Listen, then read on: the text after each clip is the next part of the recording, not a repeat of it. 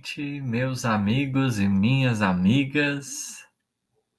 Uma excelente noite a todos nós, a vocês que nos acompanham pela sala virtual Joana de Ângeles. Sintam-se acolhidos e acolhidas.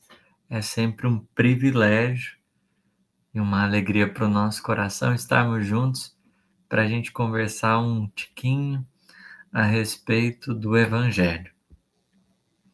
A gente está fazendo o estudo do livro Boa Nova.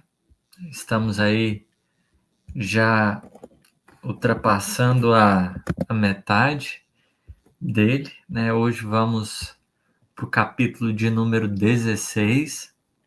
Então, estamos rumando agora já o final dele, apesar de que ainda tem muita água para passar debaixo da ponte, né? Como diria mineiramente.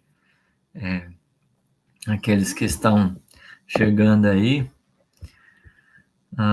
Valéria, Grazi, Eliette, Irmãzinha e o Estevão, né, estão presentes. Temos que lembrar sempre disso com muita alegria e com muito amor. O Ricardo, a Lourdes, a Carmelita, a Raíssa, Sueli, Arineide, Jerônimo, o Gessner, a Silvia, o nosso amigo Felipe. Que bênção! Saudades de você também, meu caro. Como é que você tá? Tudo em paz? Sueli, enfim, todo mundo que for chegando aí, sintam-se acolhidos e acolhidas nesse nosso momento, né? Vamos prosear aqui um pouquinho sobre o Boa Nova. E como a gente tem o costume, vamos fazer a nossa prece, pedir a proteção e o amparo dos amigos queridos do mundo maior. Quem sentir à vontade, então, estejamos juntos. Senhor, aqui nos encontramos humildemente para rogar-te o apoio a mais uma atividade. De nossa parte, devemos reconhecer a nossa pequenez. Sabemos tão pouco sobre a ciência do ilimitado, do infinito. Permita-nos beber da fonte fecunda da sabedoria que jorra do céu. Abundantemente deseja nutrir as nossas almas dessa vida em abundância. Pedimos ao Bebeto, ao Chico, Bezerra de Menezes, Francisco de Assis, Honório, Alcine, Lívia, Paulo, Estevão, essa gente boa do mundo espiritual. Quanto possível, pensem em nossos corações. Precisamos muito dessa sustentação, dessa condução, para que não lidemos apenas com a letra morta, mas com o espírito vivificante que nos anima para as nossas lutas, nos ajuda a viver as nossas dores, chorar as nossas lágrimas e nos apresentarmos as lições que, de certo modo, a vida nos coloca. Obrigado, Mestre, por essa oportunidade. Seja conosco e a gente contigo. Que assim seja. A prece foi boa, tão boa que o irmãozinho materializou aí, então. Isso. Aproveitar para cumprimentar a todos que estão aí conosco, a você, irmãozinho. Uma ótima noite para todos nós. Cheguei um pouquinho atrasado, mas ainda em tempo de pegar a prece, graças a Deus.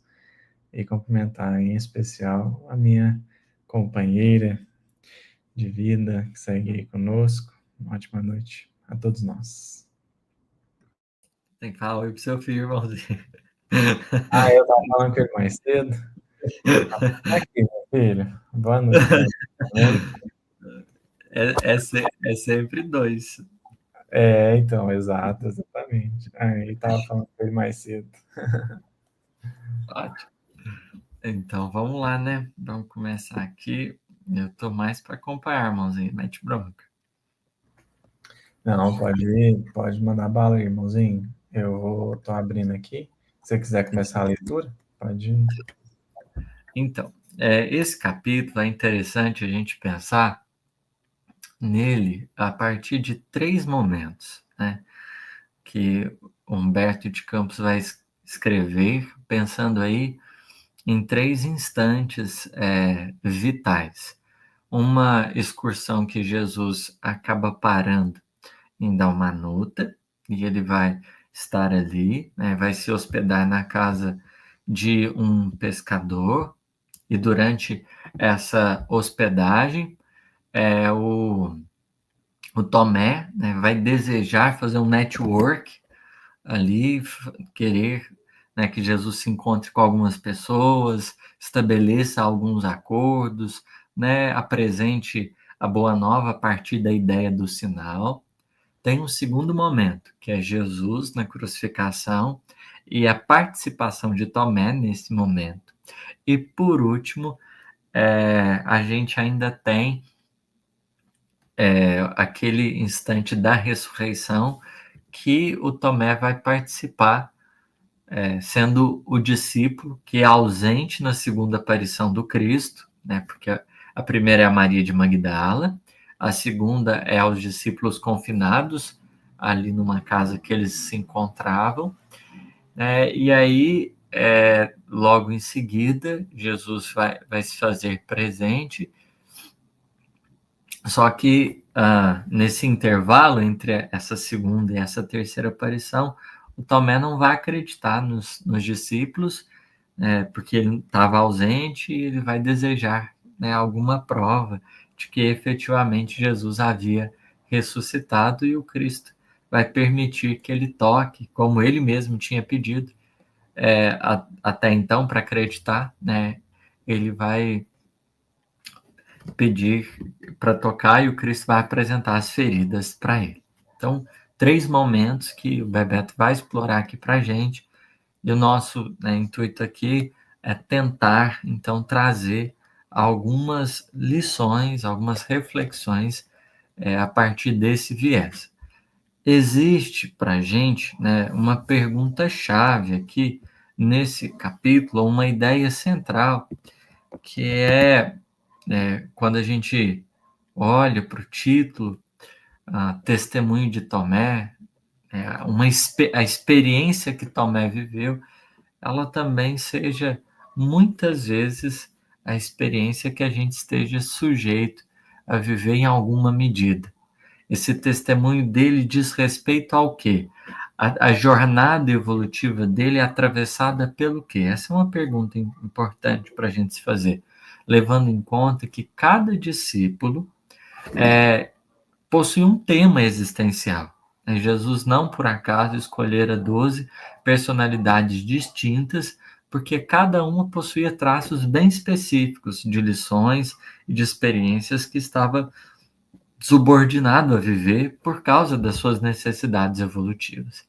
E a experiência de Tomé, em específico, né, ela é atravessada por uma pergunta. Uma pergunta, né, ou melhor dizendo, por uma perspectiva. A perspectiva do sinal do céu.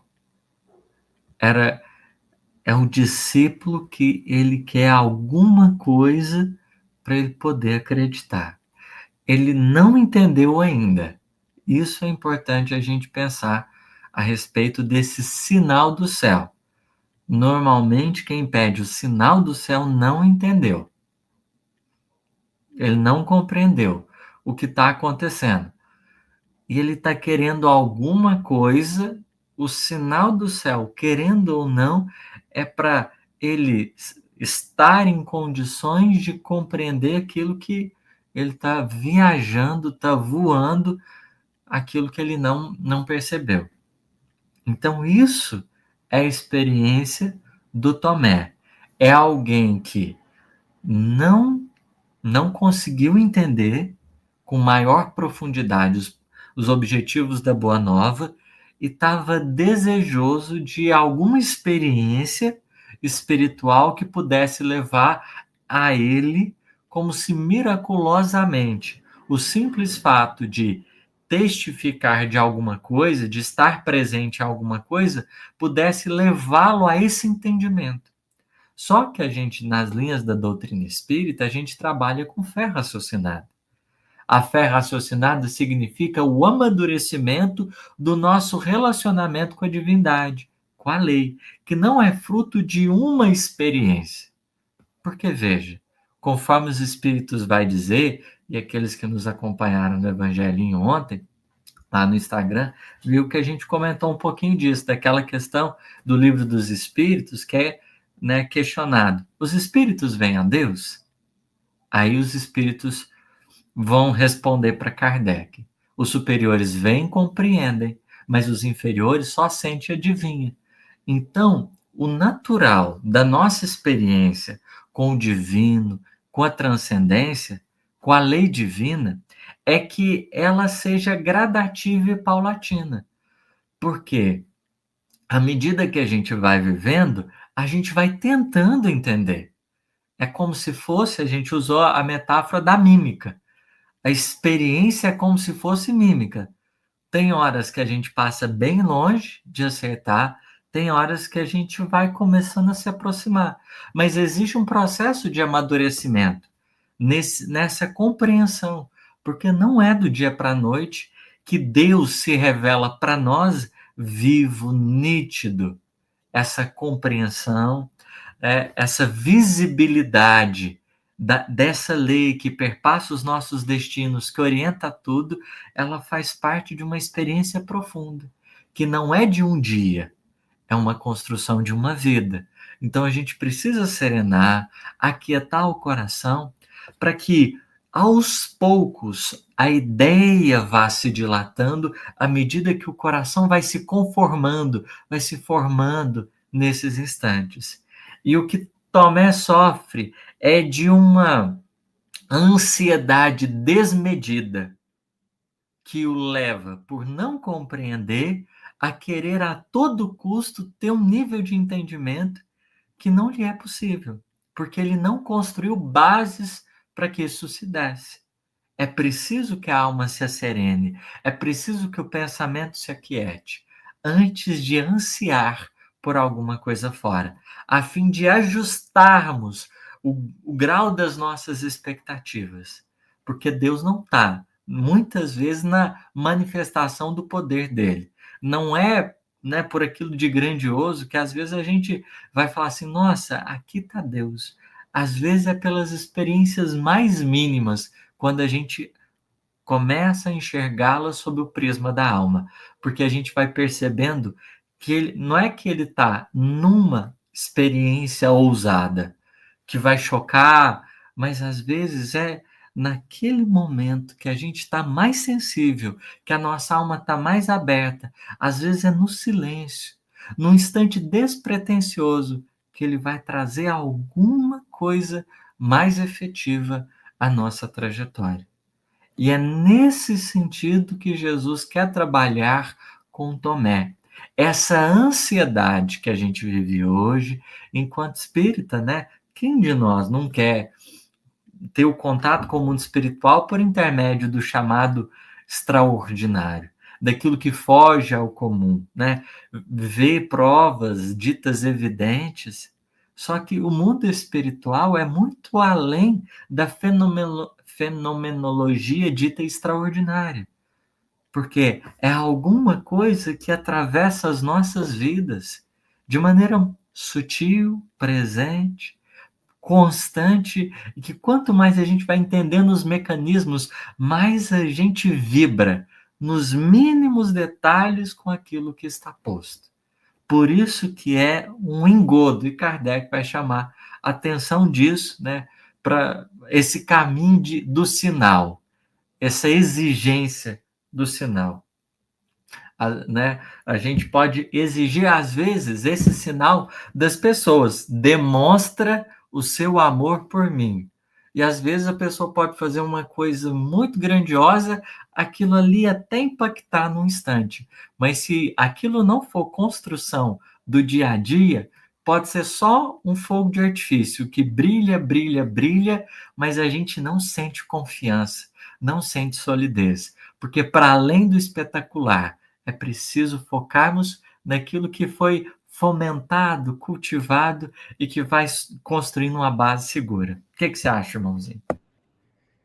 Pois é, eu estava aqui pensando que essa característica de Tomé, né, ela ressalta muito a característica do querer ver, do querer tocar, né, do querer, e isso é muito delicado, né? O irmãozinho estava falando sobre a questão de pedir sinal, né? A pessoa que pede um sinal, ela quer ver, né? Ela quer ser impressionada nos sentidos. E Jesus é muito mais sutil do que isso, né? E a gente vai precisar aguçar as nossas percepções, porque, vamos dizer assim, ele não vai materializar o sinal dele para que a gente possa, vamos dizer assim, acessar do ponto que a gente está. Não, a gente vai ter que abrir um pouco mais as nossas percepções, né? E eu acho que as experiências aqui estão sempre convidando Tomé a ampliar um pouquinho mais da sua percepção, né? Então, ele começa num anseio que eu diria que é muito justo, talvez fosse um anseio de todos nós, né? E se não exatamente dessa maneira como foi com Tomé, de outras, né? Porque talvez dessa maneira como está aqui, a gente já leu e já viu, né? Como é que faz. Mas a gente poderia se considerar na mesma posição toda vez que a gente acha que o trabalho do bem está subordinado a alguma questão material, seja de dinheiro, seja de poder, seja de influência. Porque a preocupação dele aqui está com aquilo que ele vê, né? Aquilo que ele pode tocar.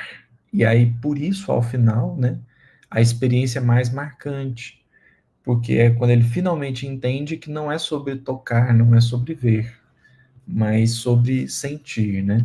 E aí, o irmão estava falando, e eu achei muito boa, assim, muito, muito coerente a fala. Acho que o caminho a ser pensado e refletido é esse mesmo. E me lembrei daquela mensagem do Emmanuel chamada Ausentes, né, do Fonte Viva, porque quem está pedindo sinal, quem está pedindo sinal, não está vivendo a lição. Sabe? Porque se ele tivesse vivendo a lição, ele já estava começando a compreender algumas coisas, né?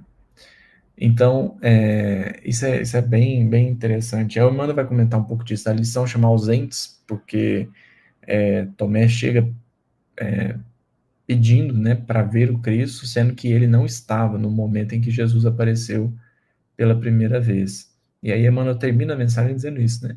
O aluno fora da aula não pode requisitar os benefícios da lição que foi passada, né? Então, vamos lá, vamos para o texto, passar aí nessas situações, porque o tempo é curto. Só antes, né, trazendo uma exemplificação, você pode ter o melhor livro, o melhor livro, o melhor livro.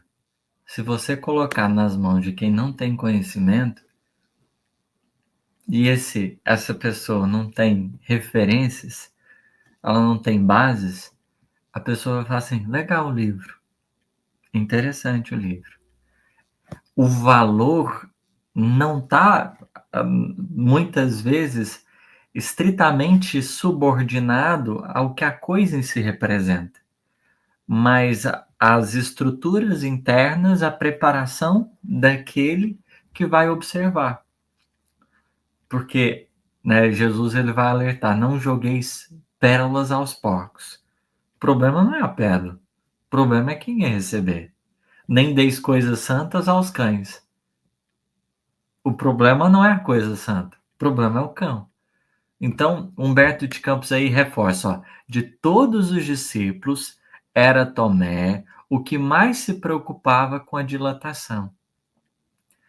Toda vez que a gente quer expandir sem ter base, vai cair. Mas não tem sustentação. O aluno que quer ir para a próxima lição, se ele não cumpriu as iniciais, não tem jeito. Ele não consegue acompanhar o aprendizado. Pode falar, irmãozinho.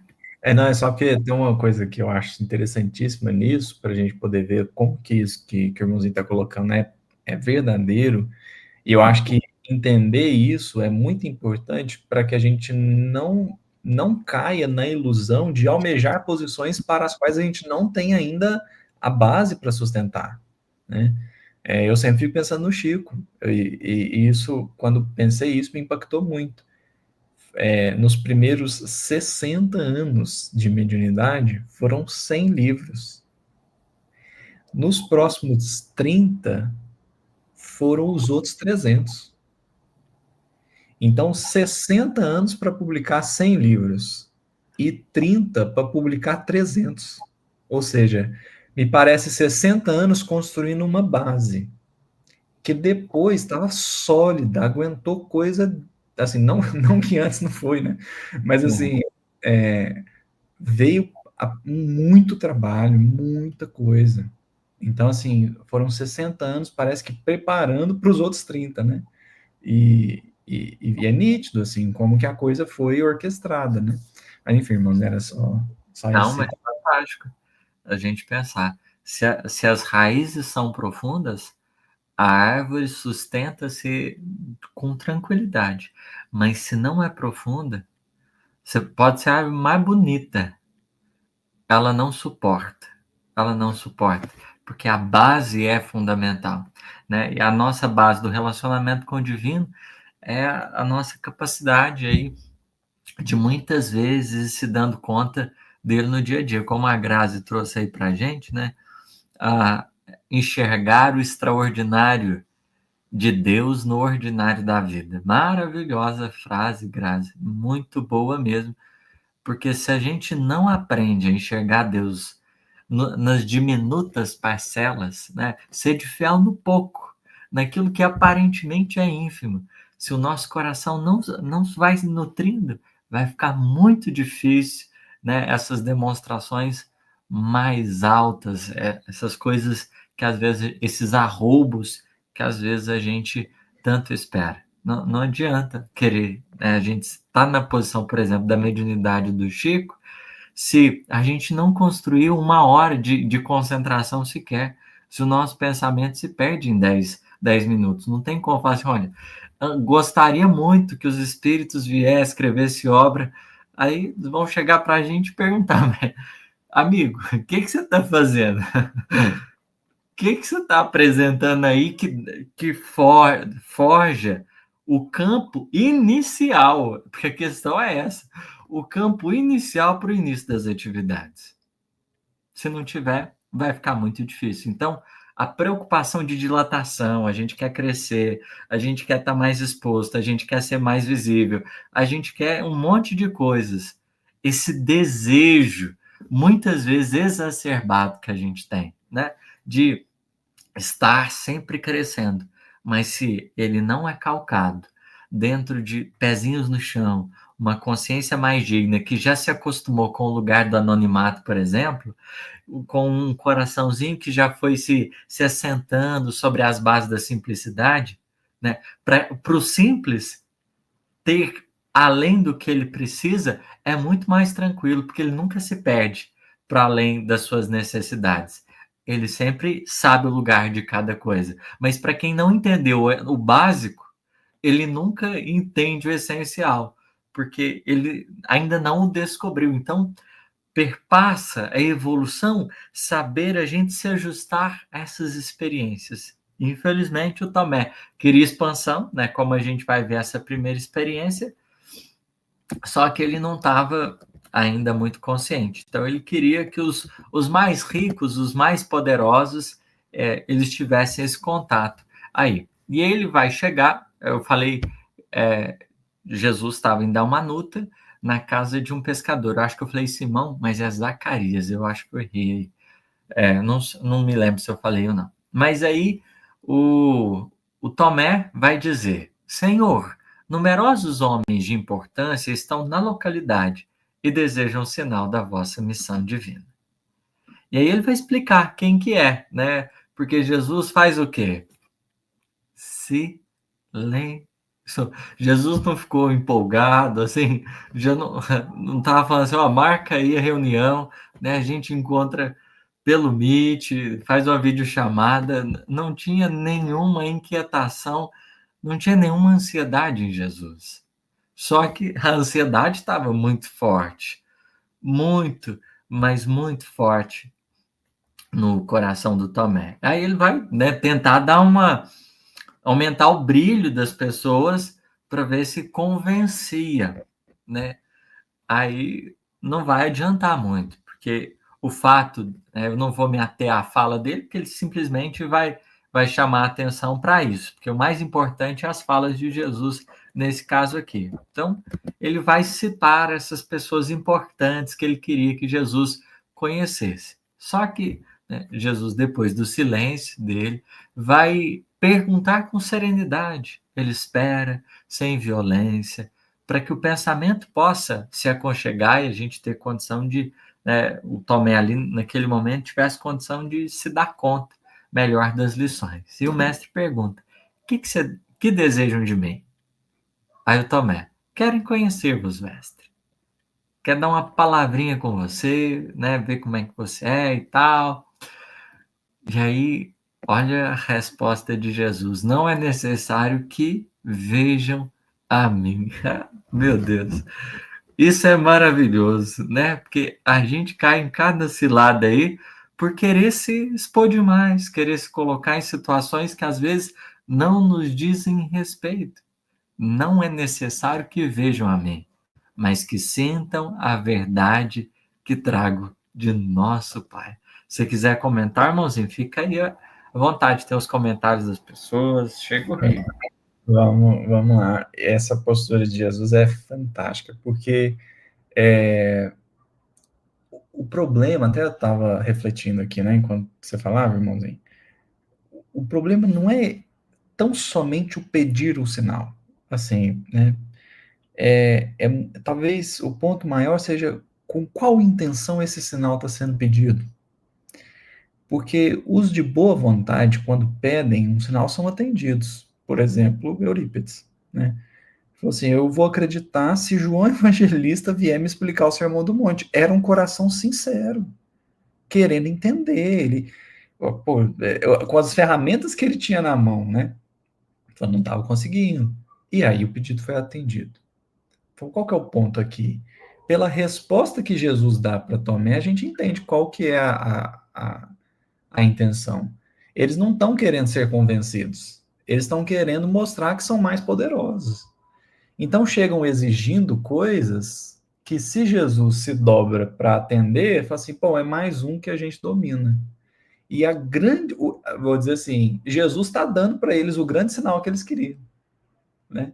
Que é ele é acima, superior. Ele não vai descer, ele não vai se subjugar ao interesse mesquinho de quem quer apenas mandar no Cristo. Por quê? Porque não é assim que funciona. Jesus não está aqui nem para mandar, nem para ser mandado. A questão é partilha, é comunhão, é convivência, é relação. Então a coisa é muito mais pura do que meros interesses, né, Pai Carlos? Não, só ia acrescentar, porque assim, a gente a gente faz uma ginástica de vez em quando para fazer uns encaixes aí e caber daqui, caber dali. E assim, o sinal, como você está dizendo, isso foi fantástico, né? O sinal é justamente a postura madura dele. Não tem infantilidade, ele não está se corrompendo. É alguém eticamente assim, divino mesmo. Porque o maior sinal que ele poderia dar de que ele vem de Deus é a certeza de que ele não precisa de poder humano. Porque é como o Emmanuel vai ressaltar numa mensagem lá no Justiça Divina, fala Jesus sozinho na cruz, mas ele com Deus e Deus com ele eram maioria.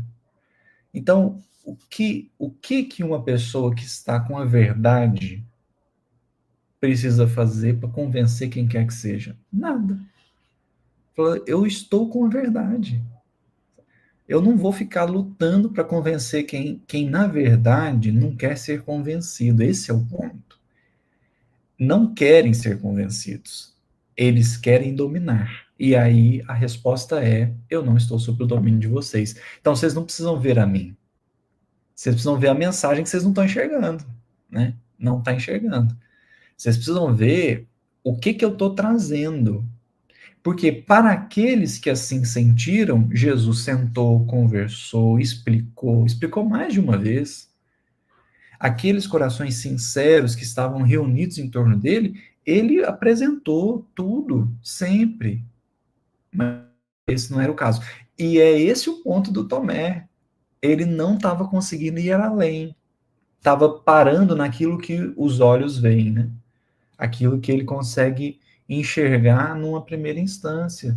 E Jesus está sempre convidando. Então a resposta de Jesus é assim: não, não tem que ver a mim, tem que ver a mensagem. Olha, você não tem que tocar, você tem que sentir. Né? Então a postura de Jesus é uma coisa assim maravilhosa, né?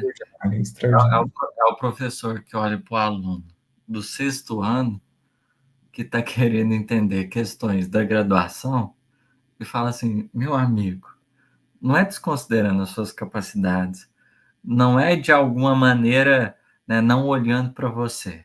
Não tem nada a ver com isso. É só porque tem coisas que vai levar tempo. Porque esse que tem essa pretensão toda, ele de certa maneira é uma criança, né? Vai chegar um instante de amadurecimento, de crescimento, para que aquilo ali faça sentido. Mas enquanto ele não tiver bases para isso, vai ser muito, mas muito complicado mesmo. E aí eu me lembrei do exemplo do centurião, porque teve um centurião, quem assistiu The Chosen, meu Deus, maravilhoso aquele episódio do centurião, chorei horrores assim, porque que construção fantástica. Olha, o que aconteceu com o centurião? O que aconteceu com o centurião? Ele foi acompanhando, porque ele estava ali responsável por aquela área que Jesus estava em maior atividade, ele foi acompanhando os episódios, as falas. Ele até então era pagão, cultuava os deuses dentro de casa, né? Tinha traído a esposa, filho, né? Um filho extraconjugal, né? O fruto ali do adultério, uma experiência, né? E o filho extraconjugal estava doente, então ele trazia uma angústia. Ele foi acompanhando Cristo, vendo tudo que acontecia, todas as experiências. E aí, quando chega a hora dele, ele se coloca diante do Cristo, porque a alma já estava aberta, receptiva. Ele se coloca diante do Cristo e naquele momento ele diz assim: olha, eu tenho poder, eu tenho condições, né, com a minha autoridade de pedir aos meus servos, né, que façam isso ou aquilo. E eu sei que você pode muito bem, né, rogar o concurso dos céus para que, sem precisar entrar na minha casa, para que o meu filho seja curado. Então, observemos a compreensão de uma alma que foi amadurecendo a tal ponto a entender o mecanismo. Olha, você nem, você não precisa vamos dizer assim, ele estava abstendo-se de toda prova material para um salto espiritual. Que aí Jesus vai dizer: olha, não tinha visto em lugar nenhum uma fé desse jeito, de alguém que entendeu o mecanismo da lei, de alguém que foi amadurecendo. Então, a construção toda.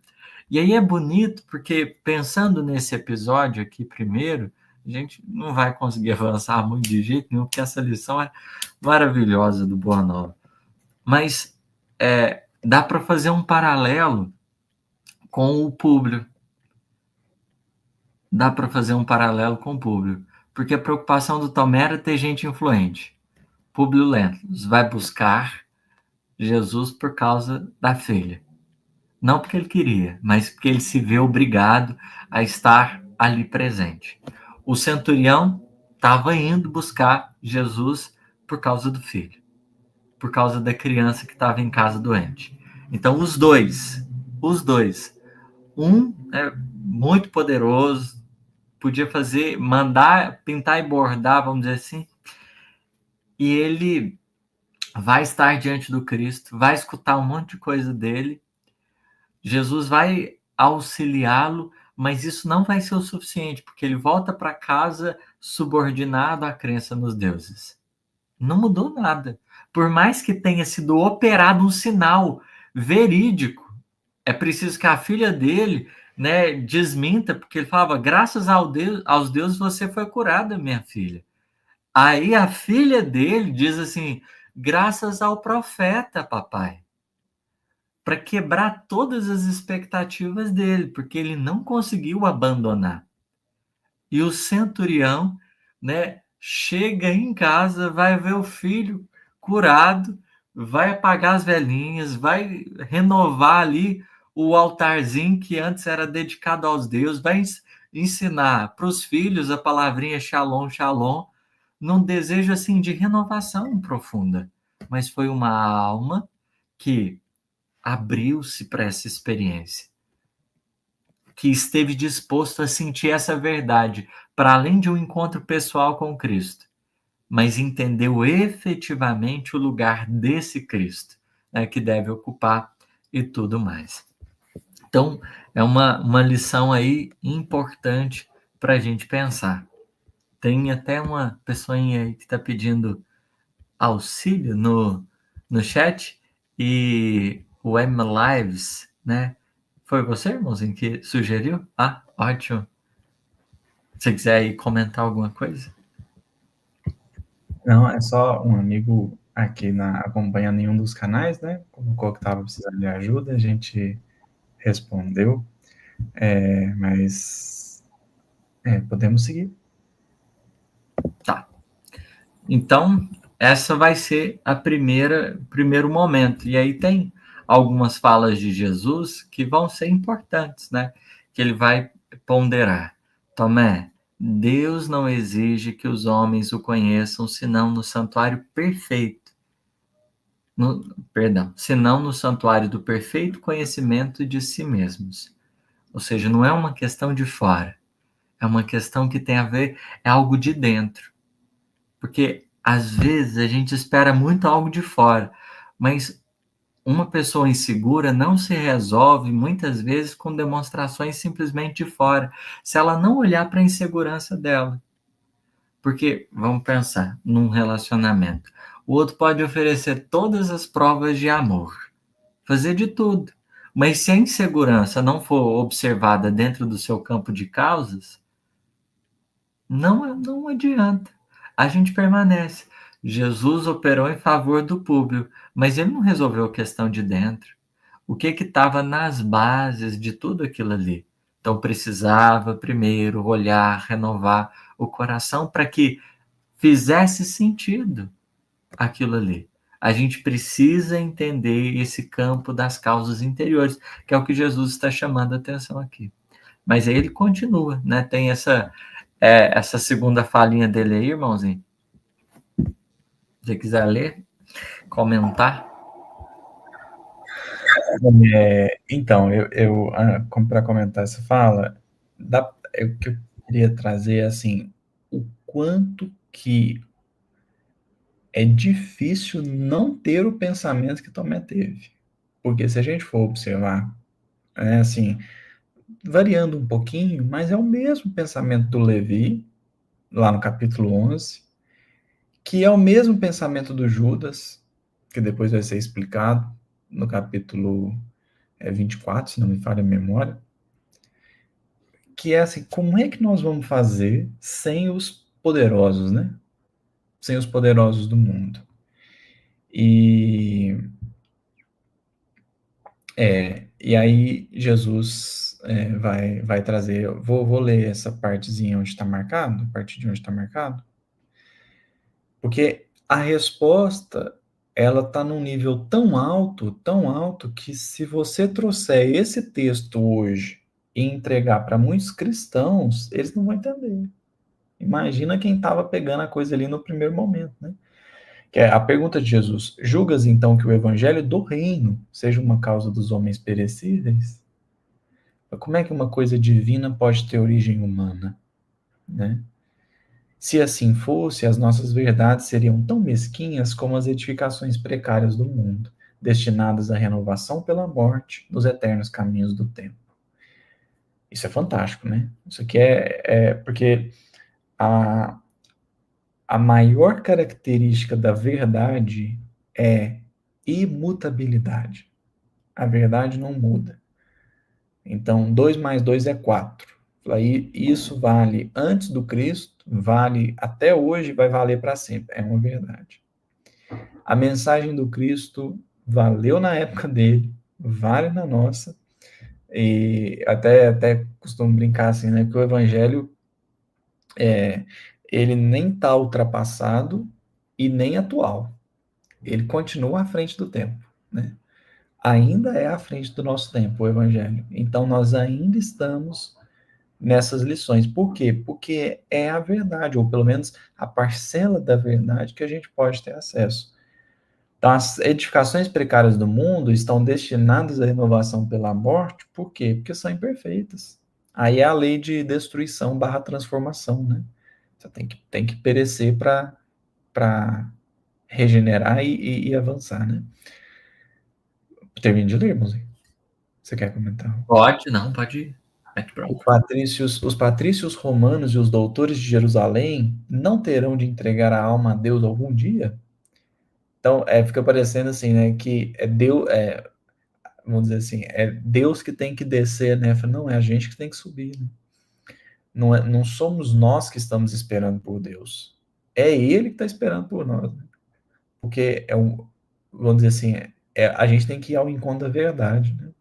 Então, os patrícios romanos e os doutores de Jerusalém não terão de entregar a alma a Deus algum dia? Quem será, desse modo, o mais forte e poderoso? Deus, que é o Pai de sabedoria infinita na eternidade, pode avançar, de sua glória, ou um César romano, que terá de rolar do seu trono enfeitado de púrpura para o pó tenebroso da sepultura? Só essa resposta aí, o Tomé já tinha elemento para refletir por um bom tempo, né? Mas a questão é a precipitação, né? A ansiedade, porque a gente acaba não conseguindo digerir. E a gente vai olhar aí o quanto interiormente ele não está bem. Olha o que Humberto de Campos acrescenta. Tomé escutava, surpreso e entristecido, todavia com o propósito de justificar. Então, alguém que está inquieto, né, ele tem sempre alguma coisa para acrescentar e acaba não sossegando, não digerindo, não entendendo, tem sempre uma picuinha, tem sempre um ponto. E essa é uma das questões que às vezes a gente precisa olhar para a gente, né? Enquanto parece que tem essa necessidade de justificar e tal, isso está sinalizando que ainda não tá bem. Aquilo ali, a gente ainda não entendeu a questão. A gente tá buscando, tá tateando, mas sem um entendimento maior. E aí ele vai continuar insistindo. Esses forasteiros desejavam apenas um sinal de Deus nos céus. Aí Jesus é muito amoroso também, né? Mas se são incapazes de perceber a presença de nosso Pai, como poderão reconhecer-lhe um simples sinal? Se não entendeu, se não conseguiu vislumbrar a grandeza de tudo, identificar ele que seja alguma coisa, ter um contato com ele que é presente o tempo inteiro, com ele que está conduzindo de algum modo todas as circunstâncias, que está se revelando aos nossos passos a cada momento, que dirá uma experiência, às vezes cronometrada, estabelecida, falar, isso daqui, se a gente não se abriu para começá-lo, né, a perceber naquilo que a gente está vivendo, naquilo que a gente está passando. Então, é por isso que me chamou a atenção o fato de Jesus ter dito anteriormente para ele: olha, Deus não exige que os homens o conheçam senão no santuário do perfeito conhecimento de si mesmos. Porque, de certo modo, se o nosso coração não se aquieta, se a gente não se entende, se a gente não percebe o que está por detrás dos nossos anseios, pode acontecer mil e uma coisas. Mil e uma coisas. Aquelas estruturas de defesa pessoal, aquelas inseguranças, elas vão continuar perenes. Porque o outro pode fazer o que for. Mas porque a gente não se compreendeu, porque a gente não se percebeu, a gente vai projetar tudo aquilo que a gente está vivendo nos outros. Ah, mas você não faz isso, você não faz aquilo. Mas aí o outro às vezes não consegue ver o que a criatura está fazendo continuadamente. E ele está esperando, ela está esperando sempre aquele instante mágico, né? Como se tudo isso fosse transformar aquilo que está acontecendo de dentro. E que às vezes não está sendo percebido. Por isso que o evangelho, se eu começo a resolver de dentro, eu vou entendendo melhor os sinais de fora. Esse espelho, né? A nossa intimidade projeta as cores da vida ao nosso redor. E essa insegurança do Tomé quanto ao sinal do Cristo, na verdade, era a insegurança dele, falando mais alto, de alguma forma. E aí tem um sinalzinho, né? Porque o Tomé não se cansou, não, né, irmãozinho? Que ele tá assim, muito decidido. Nenhum, né? Deixa só, volta ali rapidinho.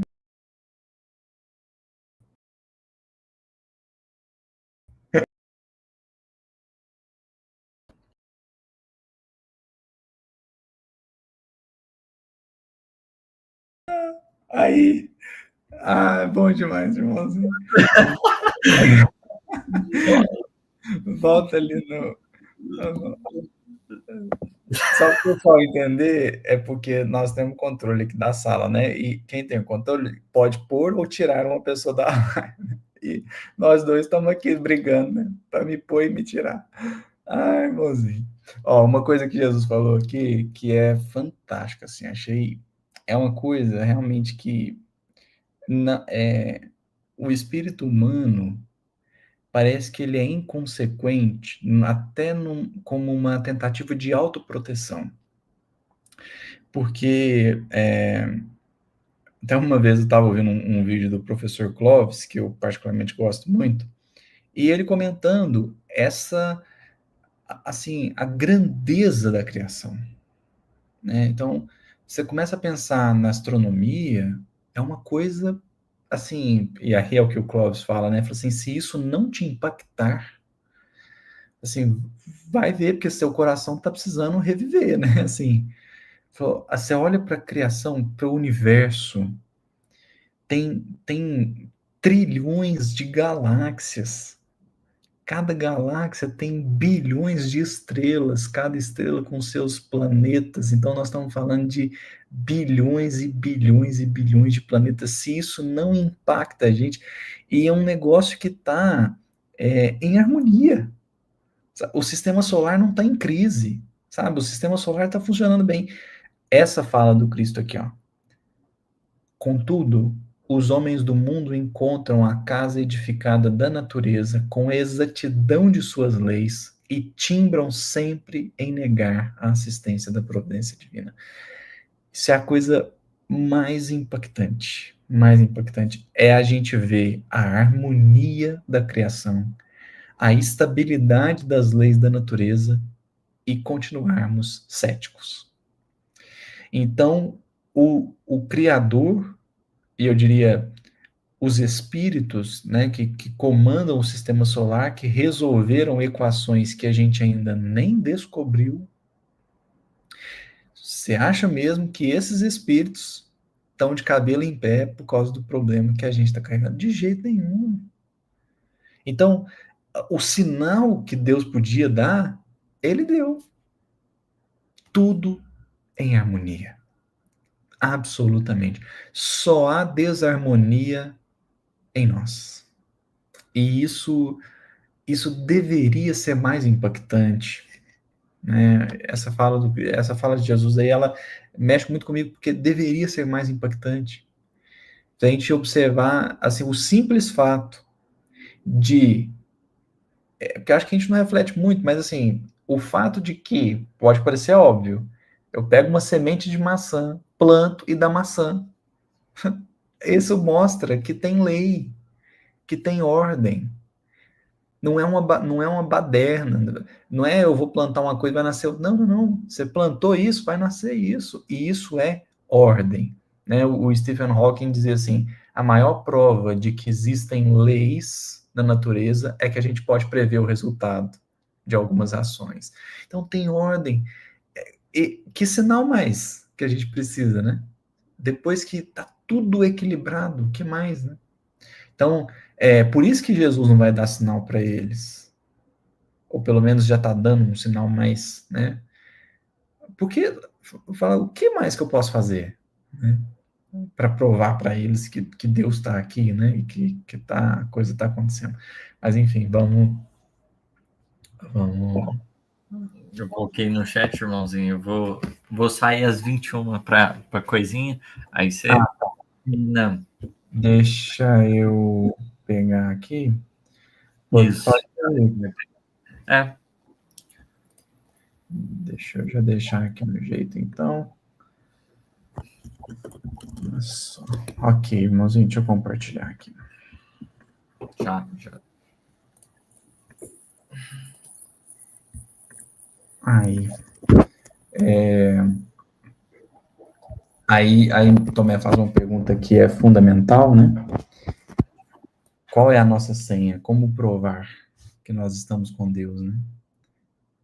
E aí, uma só lágrima que console e esclareça um coração atormentado vale mais do que um sinal imenso no céu, destinado tão somente a impressionar os miseráveis sentidos da criatura. A nossa senha, Tomé, é a nossa própria exemplificação na humildade no trabalho. Enfim, irmãozinho, deixo aí para você os 2 minutos também para você. Não, fica à vontade, mas vou só trazer a minha última contribuição, porque o que Jesus está propondo, né, é um olhar assim, olha, como que a gente vai se dar conta da presença divina? Como que a gente vai efetivamente ter o selo de Deus? Se o bem por nosso intermédio ou por intermédio de alguém estiver sendo estendido. Se em alguma medida a regularidade, o amor de Deus tiver transbordando por um intermediário na terra, que tiver de alguma forma percebendo todo esse cuidado, toda essa proteção, todo esse acolhimento, e esse alguém tiver estendendo isso, esse é o selo de aprovação do divino. Porque um coração que recebe o acolhimento justo por intermédio de alguém, do amor da presença divina, uma alma já é o suficiente. Não precisa de mais, não precisa milhares de pessoas ficar, né? Nossa, isso é maravilhoso. Não. Alguém servir de instrumento e alguém que se sentir agradecido, se sentir aconchegado, se sentir amado, se sentir respeitado, acolhido, esse padrão divino que você reforçou, que impera na natureza, que segue o determinismo, começa a preponderar. também no campo das relações dos espíritos inteligentes. O fato da gente seguir por vontade, essa orientação divina, a gente se curvar a essa vontade e permitir que ela governe os nossos passos, nos ajudando a ser melhor para as pessoas que estão à nossa volta. Isso é a maior senha. Um coração que se converte, quer viver melhor, quer que esse melhor se estenda aos outros. É alguém que efetivamente entendeu. É a senha perfeita, porque é algo maravilhoso encontrar alguém que está renovado. Meus amigos, minhas amigas, bem como irmãozinho, foi uma alegria estar entre vocês. Um excelente finalzinho de estudo, e até o próximo estudo do livro Boa Nova. Tchau, tchau. Até mais, irmãozinho. Estamos quase encerrando, vamos também para conseguir, né, concluir o capítulo. Mas na verdade, assim, essas falas de Jesus no Boa Nova não tem muito como a gente pular, né? São frases sempre muito profundas. Então, mas a gente vai tentar dar uma resumida aí para a gente cumprir também com o nosso horário. Essa fala da senha, ela é muito, muito relevante por vários aspectos. Esse que nós estamos destacando aqui, né, que o irmãozinho falou agora. Mas, assim, por que essa é a senha, né? Por que essa é a senha? Porque tudo que Jesus está tentando mostrar é Deus não está se curvando ao mundo. Por quê? Porque ele está superior ao mundo. Então, a gente não pode ferir princípios e propósitos por conta do instrumento. Então, o mundo, ele é instrumento, ele não é nem causa e nem finalidade. Ele é instrumento pelos quais as causas chegarão às suas finalidades. Então, dito isso, o instrumento não vai mandar em nada, né? O instrumento não está com essa força toda. E por isso que o atestado da presença divina é aquilo que é de natureza divina no meio da materialidade. Né? No meio do instrumento, tem de sobressair a lição, tem de sobressair a presença divina. Então, no meio do instrumento, no meio da materialidade, nós precisamos ecoar aquilo que de mais espiritual a gente pode ter, afogados na matéria, quais estamos. E por isso que Jesus fala do bem e do amor.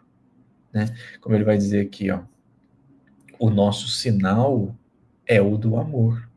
Por quê? Ó, quando quiseres esclarecer o espírito de alguém, nunca lhe mostres que sabes alguma coisa. Sofre, porém, com as suas dores e colherás o resultado. Importante dizer que Jesus não disse quando, né, que haverá essa colheita. Ele está garantindo que vai ter colheita, ele só não disse quando, né? Isso é importante. A redenção consiste em amar intensamente. E aí aqui essa falazinha final, para mim ela talvez seja das mais impactantes desse capítulo. Vai e não descreias. Por que ele está falando de descrer? Porque Tomé é uma pessoa muito descrente. A pessoa que precisa ver, geralmente ela é descrente. Então Tomé é uma pessoa descrente. Vai e não descreias, porque não triunfaremos no mundo somente pelo que fizemos, mas também pelo que deixarmos de fazer no âmbito das suas falsas grandezas. Porque se a verdade divina se curva à ilusão humana, então ela não está tratando a ilusão, ela está alimentando a ilusão. Porque a ilusão humana é de que há superioridade, supremacia, e não há. Então, a nossa conduta perante a revelação espiritual é garantir que a revelação espiritual não se corrompa, que ela é a verdade. E é por isso que embora o espiritismo não seja proselitista, e não faz sentido ser, né? Aqui mesmo a gente está vendo a postura de Jesus, né? Não é proselitista. A gente não pode deixar de compartilhar a verdade com aqueles que desejam, né? Com aqueles que querem, com aqueles que anseiam. A questão é que tem mais verdade em alguns casos, como o que nós estamos trazendo aqui, no silêncio, do que na propaganda. Porque quem faz propaganda, nos dizeres bíblicos, é o diabo, né? É ele que promete céus e terra, né? É ele que promete reinos, é ele que promete poder. Né? E a resposta do Cristo para isso é sempre olhar para o alto, né? Não perder a, a não perder a referência. E aí há muitas a história se desenrola, né? Como a gente sabe, Jesus é crucificado e e aí isso começa a impactar Tomé. E é muito interessante como que a cruz, o momento da cruz desperta, né? Os discípulos vai, que parece que precisou ser uma coisa assim tão grotesca para que pudessem então despertar, que isso vai impactando todos, né? Então Pedro, aqui nós temos Tomé, João, todos ali perante a cruz parece que ao invés de cair em perplexidade, eles na verdade vão entendendo, né? Vão entendendo e as coisas vão ressoando ali para eles, né? Então para o Tomé não foi diferente, né? É, ou aí ele ouve Jesus dizer, né? Tomé, no Evangelho do Reino, o sinal do céu tem de ser o completo sacrifício de nós mesmos. O apóstolo compreendeu-lhe as palavras e chorou amargamente. Essa é uma compreensão difícil de atingir. O Emmanuel vai na mensagem Palavra da Cruz, capítulo 97 do Fonte Viva, ele diz isso. Repitamos a palavra da cruz para os irmãos que se afogam na carne e eles nos terão a conta de loucos. Porque, logicamente, para uma razão superficial, a cruz não faz sentido nenhum. Só que a questão é a gente perceber o impacto que existe no testemunho sustentado. Isso ressoa, isso vai impactando, né? E aí vamos para a gente poder finalizar aqui. Acontece toda a questão, né, que nós havíamos mencionado, Emmanuel até comenta o versículo, que Tomé não estava presente, e no primeiro momento, né, então é isso que Humberto está dizendo, Maria de Magdala, Pedro, João, bem como outros companheiros, tinham visto o Senhor, tinham-lhe escutado a palavra consoladora e divina. Incerto de si mesmo, quase vencido na sua escassa fé, o discípulo procurou os amigos diletos, ansiando pela manifestação do Mestre adorado. Reunida a pequena comunidade, depois das preces habituais, Jesus penetrou a sala humilde. Eu acho isso aqui fantástico, porque Jesus não desistiu do Tomé. Então, ele foi dando a Tomé tudo que o Tomé precisava e até, de certa forma, ansiava, né? Até chegar no ponto máximo, que eu preciso tocar. Então, ele ansiou ver para crer, viu e não acreditou. Precisou tocar, né?